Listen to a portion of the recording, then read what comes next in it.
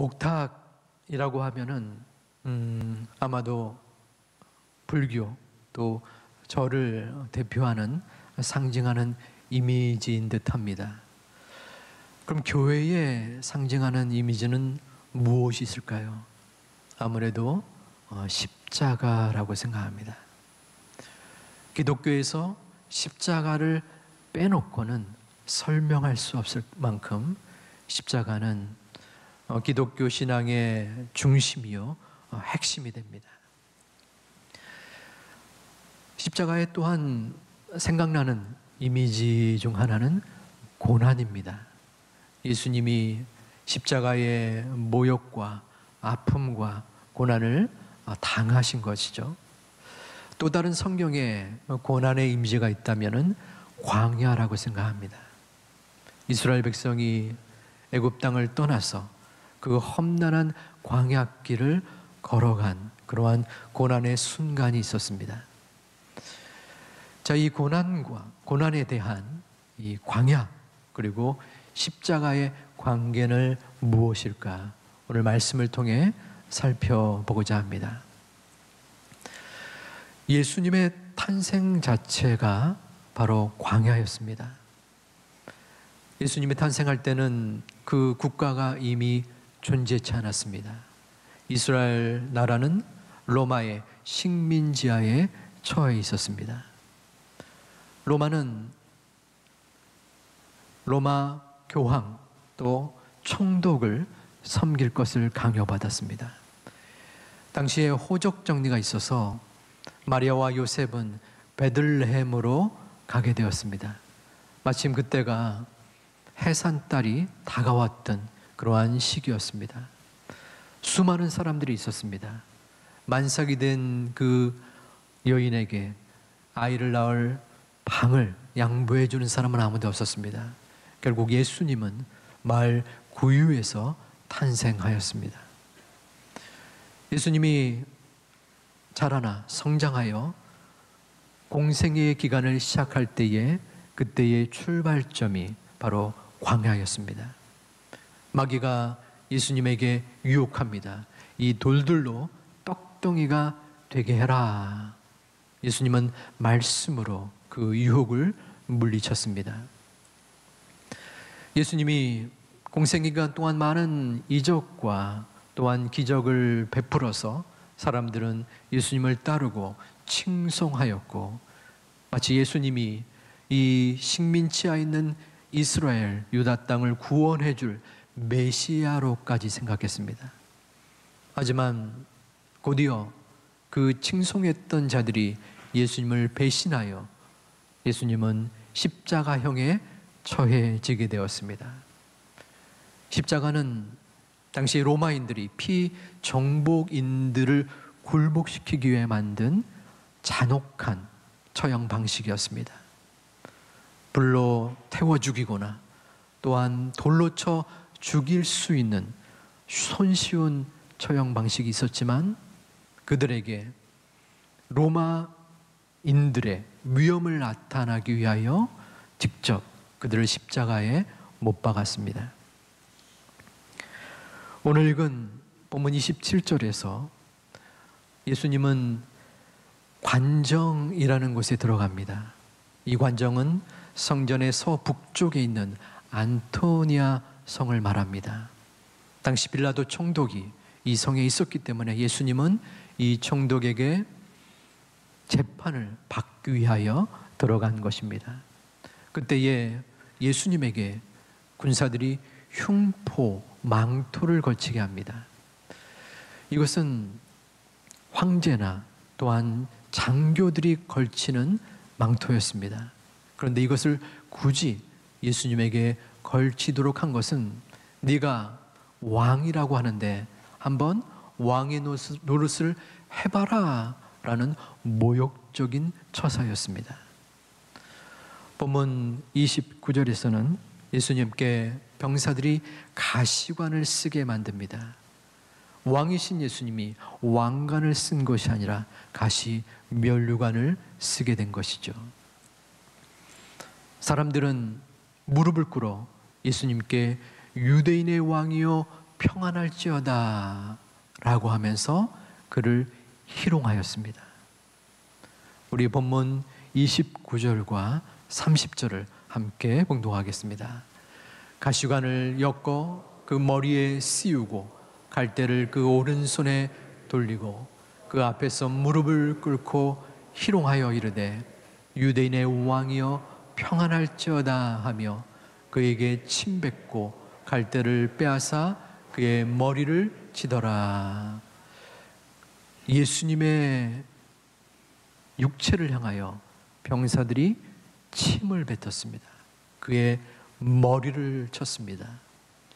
얼마나 모욕적입니까? 죄가 많은 강도나 살인범도 아닙니다. 하나님의 아들, 이 땅에 오셔서 우리의 죄를 짊어지기에 오신 하나님과 동등한 능력을 지닌 분이 이처럼 험난한 고충과 고난을 겪고 있는 것입니다. 여기서 의문이 일어날 수 있습니다. 왜 예수님이 이처럼 험난한 꼴을 당하여만 했나? 하나님의 아들입니다. 인간의 죄를 용서하시기에 오셨다는 것은 이해를 합니다. 그러면 저 높은 하늘에서 야, 너희의 죄를 사노라, 이 정도 하면은 용서가 되겠지요. 그런데 굳이 이 땅에 인간의 몸으로 오셔서 그 모욕과 치욕과 고난을 몸소 당한 것입니다.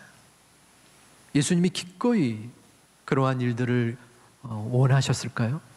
그것은 아니었습니다.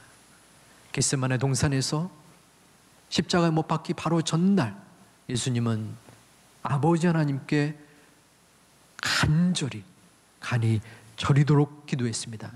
아버지, 저 십자가 지기 싫어요. 너무 힘듭니다. 십자가를 피하게 도와주세요. 그러한 마음의 망설임과 고충에도 불구하고 예수님은 그 십자가를 지셨습니다. 왜 그랬을까요? 그것은 부활이 있었기 때문입니다. 고난을 당하지 아니하면, 죽지 아니하면 부활을 받지 못하기 때문에 예수님은 그 십자가를 피하지 아니한 것입니다. 우리의 삶은 어떠합니까? 우리는 고난을 당할 때에, 광야의 길을 걸어갈 때에 우선적으로 그 광야를 빨리 벗어나기를 원합니다. 그것은 저도 마찬가지고 여러분도 당연할 것입니다. 인간의 본성입니다. 실제로 하나님은 이스라엘 백성에게 가나로 향할 것을 말씀하셨고 또한 우리에게도 광야의 길을 보여주셨습니다. 하지만 십자가 없는 부활이 없듯이 고난 없는 가나안은 존재하지 않습니다.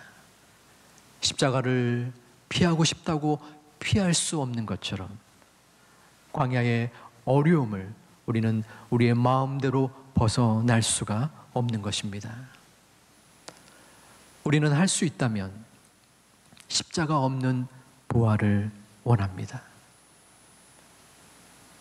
고난의 십자가 대신에 영광의 십자가가 나에게 오기를 꿈꾼다는 것입니다.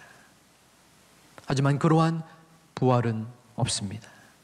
마찬가지로 우리는 고난의 광야를 지나지 아니하고 가나안 땅으로 들어가기를 마음으로 꿈꿉니다. 하지만 역시 그러한 광야도 없습니다. 우리는 고난의 과정을 거친 후에야 가나안에 들어갈 수 있습니다. 어찌하여 광야에서 훈련과 준비가 되지 않고 가나안으로 들어갈 수는 있습니다. 하지만 또다시 그 사람은 광야로 내쫓기게 됩니다. 왜냐하면 준비가 부족했기 때문입니다. 프로야구, 프로축구에 모든 선수들의 계층이 있습니다. 1군, 2군, 3군 이 정도가 있습니다. 모든 사람이 프로야구에, 프로축구에 들어가서 다 1군이 되는 건 아닙니다. 3군에 들어가기도 굉장히 힘듭니다. 3군에서 잘해서 눈에 띌 때 2군에 올라가고 2군에서 두각을 나타낼 때 1군에 향하게 됩니다. 1군에 들어갔다고 또 영원히 1군에 있는 것은 아닙니다. 실력이 증명이 되어야 합니다. 우리가 가나안에 들어갈 수 있는 조건, 자격은 무엇입니까? 우리가 광야에서 하나님의 은혜를 바라보며 우리의 마음속에 부족함과 우리의 연약함을 아뢰고 나를 비우고 나를 낮추는 가운데 하나님을 믿는 믿음이 있어야 하는 것입니다. 하나님은 그것을 위해서 우리에게 가나안을 주기 위해서 광야를 허락한 것입니다. 광야를 준비시킨 것입니다. 우리는 그 광야에서 훈련받는 과정 속에 있는 것입니다. 우리가 훈련받는 그 과정의 가장 중요한 요소는 무엇입니까? 그것은 이 사순절 즈음에 명심해야 될 것은 바로 십자가입니다. 우리의 마음속에 그 십자가를 중심에 잡고 있으면 우리는 결코 흔들리지 아니합니다. 예수님이 만일에 자신에게 닥쳐진 고난의 그림자를 회피하거나 그 고난의 어려움들을 지지 않았더라면 지금 우리의 모습은 어찌 하겠습니까? 피하고 싶었으나 견디고 싶지 않았으나 나에게 주어진 나에게 감당해야 될 그러한 숙제요 또한 하나님의 명령이기 때문에 예수님은 그 십자가를 지신 것입니다. 그러기에 우리는 그 십자가의 정신과 그 십자가의 은혜를 마음속으로 믿고 바라고 소망해야 됩니다. 십자가 내가 처음 볼 때에 나의 맘에 큰 고통 사라져. 십자가의 은혜가 있을 때에 우리의 마음의 고통이 사라지고 우리의 마음의 어려움이 물러가고 우리의 마음의 심령에 환희와 기쁨이 넘쳐나는 하나님의 자녀들이 되시기를 주님의 이름으로 축원드립니다. 십자가가 우리 중심입니다. 단 어떠한 것도 우리의 마음을 주장할 수 없습니다. 우리는 우리의 생각이 앞섭니다. 나의 욕심과 나의 자랑과 나의 교만과 나의 불충함이 우리를 중심으로 감싸안고 있습니다.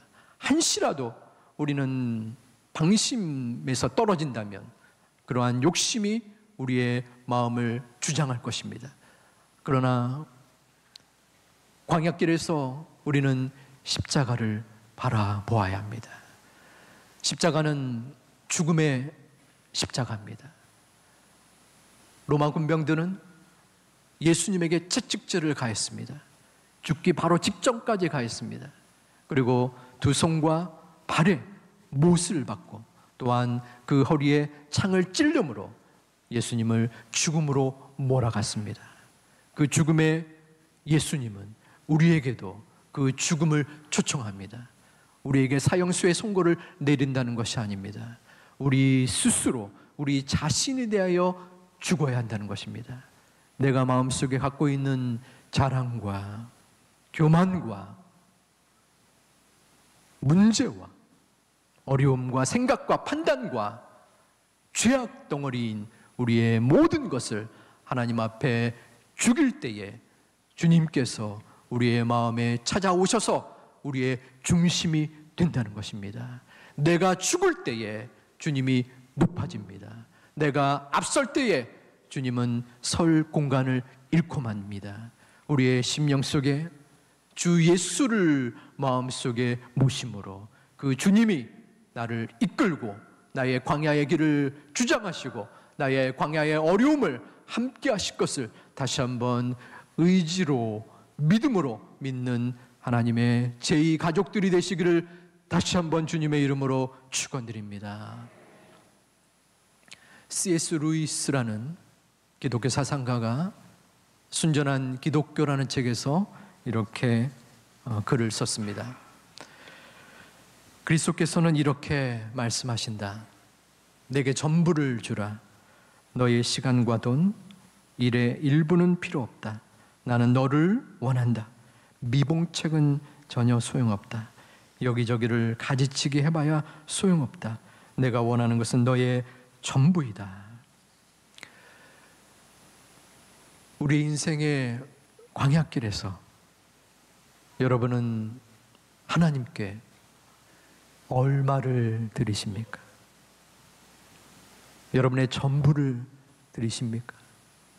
아니면 일부를 드리십니까? 아니면 아무것도 드리지 않습니까? 우리는 하나님 앞에 나의 전부를 드리지 않은 채 하나님 왜 이 광야에서 이토록 오랫동안 저를 머물게 하시나요? 왜 가나안은 금방 나에게 안 나타나나요? 우리는 원망하고 토로하는 자가 아닙니까? 살고자 하면 죽고 죽고자 하면 사는 것입니다. 예수님은 결코 살기를 원치 않았습니다.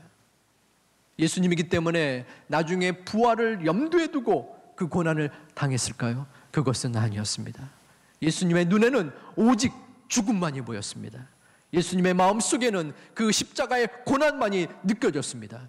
그럼에도 그는 모든 것을 포기했습니다. 예수님은 죽고자 하였기 때문에 그 모든 것을 바치고 그 아픔과 고통을 인류의 죄를 위하여 우리를 위하여 죽으셨기 때문에 다시 그의 몸과 영혼이 살아난 것입니다. 우리는 죽어야 합니다. 우리가 죽을 때에 우리의 마음속에 내 자신이 꼬꾸라질 때에 주님은 그 중심을 귀하게 보십니다. 내가 하나님 앞에 바로 살려고 몸부림치는구나. 힘겹고 어렵지만 나를 따르려고 노력하는구나. 얼마 전에 어떤 성도님이 광야의 말씀이 좀 힘드네요. 그러한 말씀을 주셨어요. 어떻게 살아야 될지는 분명히 알지만 내가 그것을 감당하기에 그 안에서 온전히 주님을 바라보기에 힘겹다는 말씀일 것입니다. 그 말씀을 들으면서 그분에게 이렇게 말했습니다. 당연한 겁니다. 당연한 것이요. 왜냐하면 그것이 광야이기 때문입니다. 광야는 우리의 능력과 우리의 힘으로 살 수 있는 장소가 아닙니다. 광야는 오직 하나님의 은혜로 살아가는 장소입니다. 우리가 하나님께 기도할 때에, 하나님께 매달릴 때, 하나님께 모든 것을 바칠 때에, 그리고 우리의 모든 전부를 드릴 때에 하나님이 우리의 중심을 붙잡아 주십니다. 우리의 광야길을 이끌어 주셔요. 그것을 우리는 포기하지 못하는 우매함이 있습니다. 하나님께 약속을 구하지만 여전히 우리의 마음속에는 과연이라는 의문이 머릿속을 떠나지 않습니다. 과연 하나님이 나를 기억하고 계실까? 하나님이 나의 기도 제목을 알고 계실까? 하나님이 이 고통과 어려움 속에 나를 이끌어 주실까? 하는 의문과 걱정과 불안과 두려움이 우리의 삶을 어루만지고 우리의 삶을 공격하고 우리의 중심을 헤아립니다. 그러나 분명한 것은 주님이 그 고통과 고난을 경험하고 수용했듯이 우리가 광야에서 주님께 나아가고 주님께 기도할 때에 하나님이 분명한 은혜의 십자가로 함께 하심을 믿는 여러분들이 되시기를 주님의 이름으로 축원드립니다. 우리는 고난 주간의 미라클 모닝으로 나아가고자 합니다. 미라클 모닝이라는 용어는 헬로드라는 사람이 2016년 자신이 쓴 자기 개발서에 나온 내용의 문장 또한 단어랑 같습니다. 6시 혹은 그 이전에 이른 시간에 일어나서 독서 등 취미 활동을 통해서 자기를 개발한다는 의미입니다. 여기서의 주인공은 자기입니다. 나의 행복과 나의 유익을 위하여 새벽에 일어나서 열심히 노력해서 나의 삶을 개선한다는 것입니다. 하지만 우리가 갖는 저 미라클 모닝은 주인이 하나님이십니다. 기도는 나의 영혼과 나의 마음의 힘을 빼는 작업입니다. 내 안에 내가 살아서 움직여서 판단하고 작정하고 나의 삶을 주장하는 그러한 잘못된 부족한 모습이 기도로 말미암아 주님이 뜻하시고 주님이 행하시고 주님이 이끄시는 모습을 간구하는 것이 바로 기도의 시간입니다. 우리는 고난의 주간에 주님께 나와 기도해야 합니다. 나의 부족함과 연약함 속에서 주님께서 나를 위하여 십자가에 못 박혀 죽으신 그 고난을 마음속으로 무릎 꿇어 기도해야 합니다. 그 주님께서 그 십자가에서 나를 돌보시고 나를 이끌어 주신다는 그 믿음을 가지고 다시 한번 나를 죽이기 위한 기도의 자리로 나아가야 합니다. 이것은 절대로 우리 스스로 할 수 없습니다. 우리의 능력으로 행할 수 없습니다. 오직 하나님께서, 성령 하나님이 기도하는 우리를 돌보아 주실 것입니다. 함께 모여 기도할 때에 성령께서 우리를 이끌어 주시고 그 십자가의 보혈의 은혜가 우리를 주장하여 주실 것입니다. 그 기도의 끈으로 고난의 주간에 함께 모여 기도할 수 있는 하나님의 제2가족들이 되시기를 주님의 이름으로 축원드립니다. 말씀을 마치고자 합니다.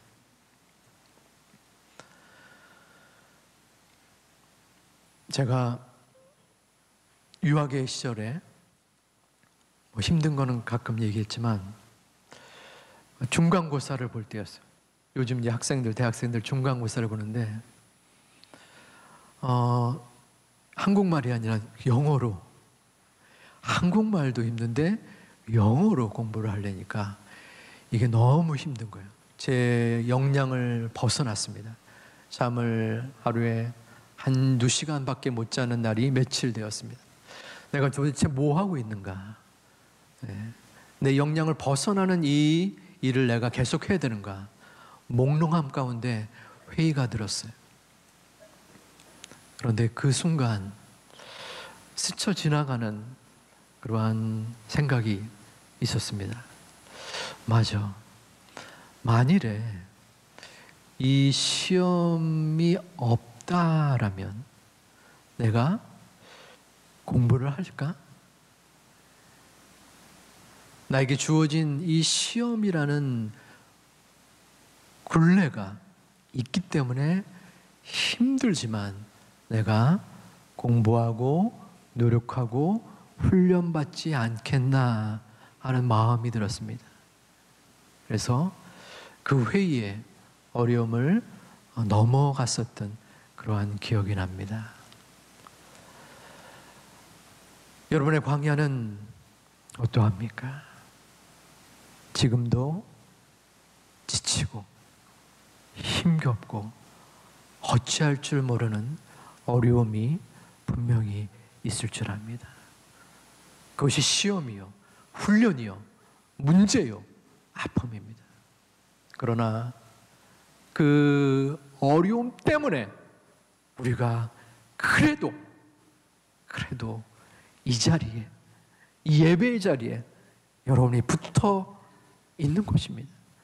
그 어려움 때문에 내가 눈물을 뿜으며 하나님께 이만큼의 믿음을 가지고 이 자리에 함께 있는 것입니다. 그러기에 그 광야는 우리에게 은혜요 축복의 자리입니다. 그 광야에서 십자가를 바라볼 수 있는, 십자가의 은혜로 내가 중심으로 하나님께 의지하고 매달림으로 감사와 기쁨의 한 주 사순절, 여러분의 일평생의 삶이 되시기를 주님의 이름으로 축원을 드립니다.